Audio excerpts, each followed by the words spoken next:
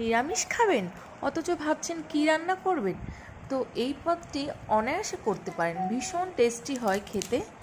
তো এটা হচ্ছে দুধ শুক্তো।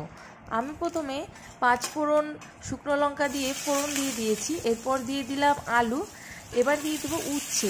এগুলোকে একটু ভালো করে ভেজে নিয়ে তারপর আমি সবজিগুলো একে একে দিয়ে দেবো।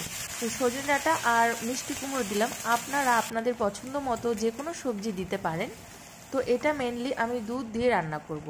আর এখানে দিয়ে দিলাম একটু জিরের গুঁড়ো আর আদা বাটা। এটা কিন্তু খুবই স্পেশাল, আদা বাটাটা কিন্তু দিতেই হবে, তবেই কিন্তু খুব সুন্দর স্মেল আসবে।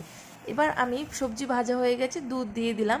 দুধটা যেহেতু একটু কম ছিল সেই কারণে আমি একটু জল অ্যাড করলাম।